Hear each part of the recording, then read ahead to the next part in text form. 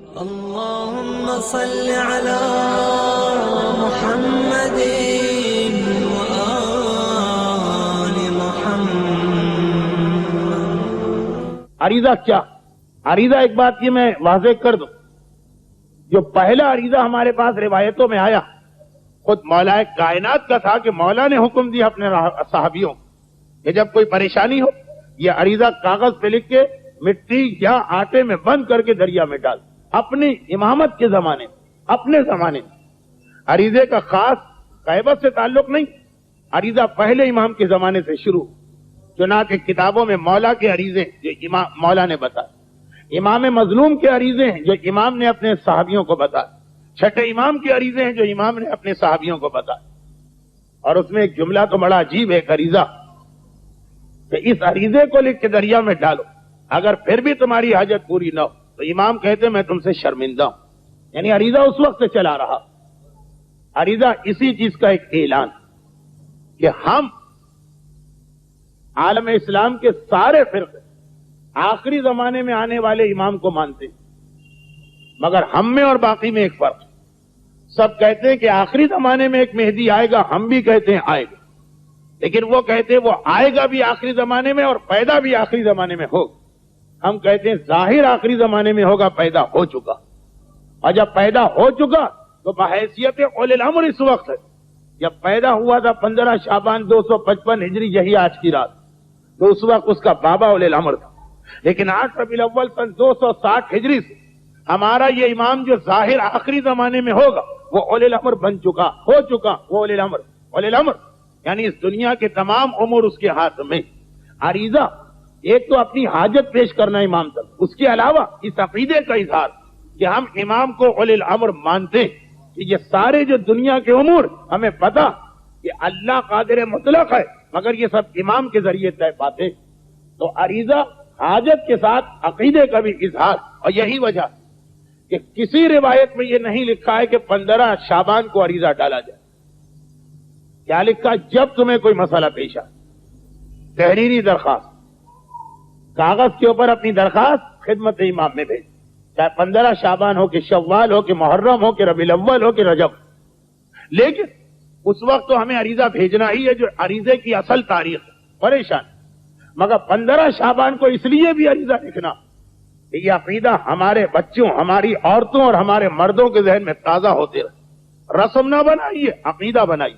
کیوں بھیج رہے ہیں یہ عریضہ؟ اس لیے کہ اولی الامر امام غائب، اور چاہے وہ غائب ہو لیکن سارے امور اسی کے ذریعے طے پا رہے ہیں۔ اولاد اللہ دے گا کس کے ذریعے، رزق اللہ دے گا کس کے ذریعے، حاجتیں اللہ پوری کرے گا، اولی الامر کون؟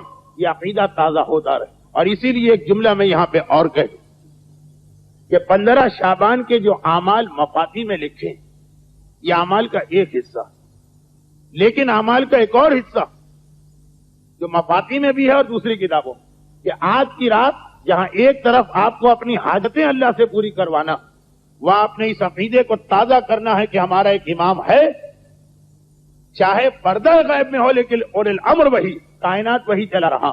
چنانچہ آج کی رات اپنے امام سے منسوب یہ 4 باتیں فراموش نہ کیجیے گا۔ نمبر 1، دعائے ندبہ کا کوئی نہ کوئی وقت نکال کے آپ کو اس کو پڑھ لینا، وقت نہیں ہے کہ ایک ایک چیز کی تشریح کرو۔ نمبر 2، سلام اللہ الکامل التام الشامل، جو امام زمانہ کی ایک خاص زیارت جس کی بہت تاکید آئی، وہ آج کی رات فراموش نہ کر، مفاتی میں بھی آپ کو ملے گی۔ اور تیسری چیز، زیارت آل یاسین، یہ زمانے کے امام کی ایک وہ زیارت جس کے بارے میں ان علماء نے یہ کہا، لیکن جو علماء ہیں ہمارے پاس اسلام میں علوم اتنے زیادہ، شاید ہی کوئی ایسا عالم ہو جو اسلام کے تمام علوم کا ماہر ہو۔ چنانچہ تقسیم کار ہو گیا، جو فقہ اور اصول کی لائن میں چلے جاتے ہیں وہ مرجع اور مجتہد کہلاتے ہیں، مگر قرآن ایک الگ موضوع ہے، مفسر کہلاتے ہیں، حدیث پہ ریسرچ ایک الگ موضوع ہے، محدث کہلاتے ہیں۔ اسی طرح بعض علماء کی زندگی کا مشن آخری امام کے حالات کی جستجو، اس پہ بھی بہت ساری کتابیں، ان کا یہ کہنا کہ زیارت آل یاسین وہ زیارت کہ جس زیارت کے پڑھنے سے ایک تو حق امام ادا ہوتا، جو باقی جو امام زمانہ کی زیارتیں ہیں اس سے حق ادا ہو. مگر جن جن لوگوں کو کبھی بھی امام زمانہ کی زیارت نصیب ہوئی ان میں 90% وہ تھے کہ جو زیارت آل یاسین پڑھا کرتے تھے. یہ ریسرچ کی ہے ان علماء نے کہ زیارت آل یاسین پڑھا کرتے تھے. زیارت کے 2 فائدے, ورنہ تو جو روزانہ کی نماز کے بعد آپ زیارت پڑھتے وہ بھی ایک صحیح عمل اور مستحب عمل, حق کا امام ادا ہو. لیکن زیارت آل یاسین وہ جو اس کے ساتھ دوسرا فائدہ امام کی زیارت کے دلواتی. کبھی حیرت ہوتی ہے کہ تاریخ کی کتابوں میں بہت سارے لوگوں کا ذکر ہے جن کو زیارت ملی, ہمیں کیوں نہیں ملتی؟ کوئی نہ کوئی ایسا عمل ہو. چنانچہ زیارت آل یاسین. اور چوتھی اور آخری چیز, امام کے لیے عریضے لکھ کے ڈالے جاتے, مگر عریضوں میں جو سب سے مستند اور سب سے مجرب عریضہ, مجرب کا مقصد جن علماء کی زندگی آخری امام کے حالات کی جستجو میں گزری, انہوں نے دیکھا کہ ایک عریضہ ایسا ہے کتابوں میں جس کا بھی یہی فائدہ کہ اس کی حاجت سب سے جلدی قبول ہوتی ہے اس عریضے کی, اور اس عریضے کے لکھنے والے کی زیارت امام سے ہو جاتی. اب دیکھیے, اگر ہم کہیں کہ قرآن کریم میں رزق کی برکت کے لیے سورہ واقعہ, اس کا مطلب ہے کہ ہم معذاللہ یہ کہہ رہے ہیں کہ باقی قرآن بیکار, سارا اللہ کا کلام, مگر اللہ نے باقی قرآن کی آیتوں کے ساتھ اس میں خصوصیت رکھی. ہر عریضہ اپنی جگہ حاجتیں پیش کرنے کے لیے, مگر جو خاص عریضہ جس کا ڈبل فائدہ, ادھر حاجت جاتی ہے ادھر سے ملاقات کا اذن ملتا ہے, زندگی میں کبھی ملاقات ہوتی ہے. وہ عریضہ ایک خاص عریضہ ہے جو بہت کم کتابوں میں, حتیٰ یہ کہ تعجب ہے کہ علامہ مجلسی جیسا ایک بحر زخار سمندر ہے وہ علوم معصومین کی, وہ بھی بہار میں اس عریضے کو نہیں لکھ سکے.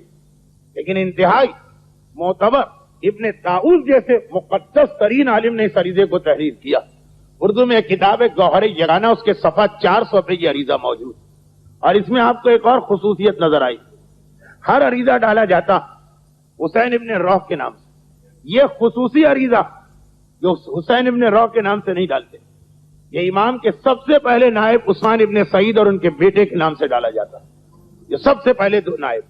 اب اس وقت تو مجھے اندازہ ہے کہ رات کے 11 بجے, جبکہ اعمال بھی بہت زیادہ, شاید یہ ممکن نہ ہو عریضہ. لیکن آپ نے سنا کہ اصل عریضہ 15 شعبان نہیں ہے, جب بھی حاجت, کل پرسوں, کوئی خاص دن اور کوئی خاص تاریخ نہیں.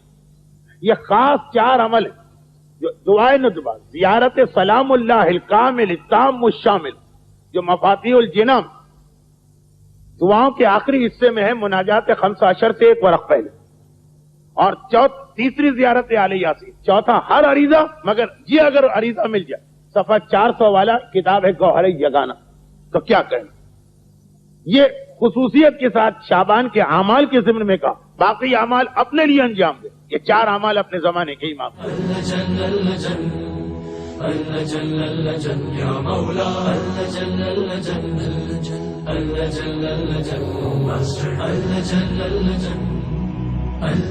يا صاحب السماء اللجن